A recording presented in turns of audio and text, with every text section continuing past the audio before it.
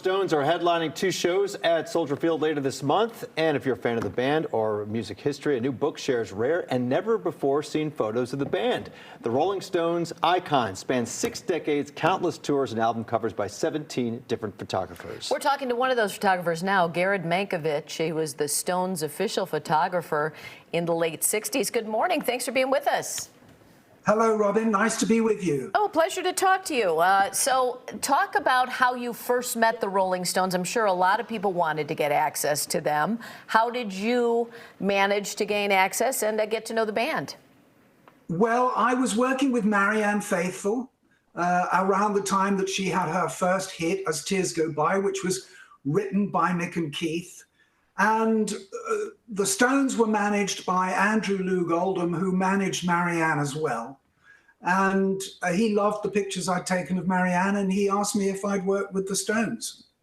Well, let's show some of these photos up close if we can. I know you mentioned it was hard, or what we read, it was hard for you to get all of the members in one photo at the same time. So we have a young Mick Jagger in one of these.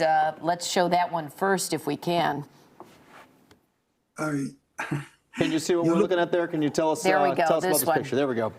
There you go. Yes, that's called Mick and Mike. Wow, look at how young. How old was he here? I think he was about 20, Wow. maybe 22, yeah. Really something. And did you take this photo? Yes, these are all my pictures. Okay, because I thought it was a collection of several photographers here, but these are all yours. It is. It's a collection of 17 photographers, but I think certainly as far as I was told, the pictures you're showing today are my recording studio pictures of the band. Correct. So let's see this next one. Another one of the band shot through a doorway. This is really cool. Oh, yeah. So that's Keith Richards with the guitar, Andrew Loog Oldham in the middle, and Mick Jagger's back. And then over Andrew's shoulder with the dark glasses is the great Jack Nitzsche, who was producing the strings and playing piano on the album. Where was this taken? Where was this studio? That's at RCA Studios in Hollywood. Wow. Unbelievable. Yeah. All right, let's take a look at another one here. We have playing guitars. Is that Keith Richards? That's Keith Richards on the left and Bill Wyman on the right. And they're routining. So the process in the studio was that they would work on the songs that Mick and Keith had written during the previous tour, because we'd all been on the road for about 8 weeks. Get Off of My Cloud was #1 in the charts, and Mick and Keith had to write the whole album while they were on the road. Was it difficult for you to be in the studio while they're focused on recording these albums, and here you are taking pictures? Did you ever feel like you were distracting them in some way? No, not at all, because by this time they were completely used to me. We'd become good friends. I'd worked with them for most of that year. We'd been on the road for 8 weeks. I felt like I was part of the band, to be honest. And I knew when to keep out of the way. I mean, I was sensitive to what was going on, and I kept out of the way. When they were recording, I slipped into the control room, and I would only, I never felt uncomfortable or that I was intruding or distracting. So, Garrett, did these photos, did they get published anywhere before now?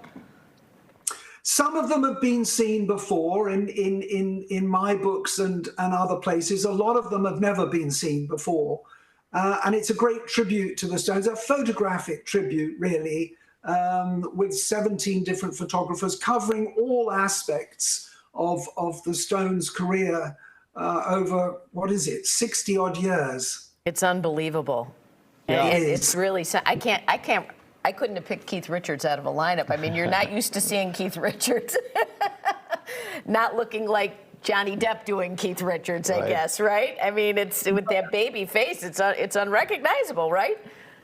I know. It's extraordinary to think that they looked so sweet and pretty and innocent and naive, but they did, and they were lovely people to be with. Well, as for collecting the works of the other 17 photographers here, was that difficult with intellectual property and getting everyone's permission to feature it all in one collection?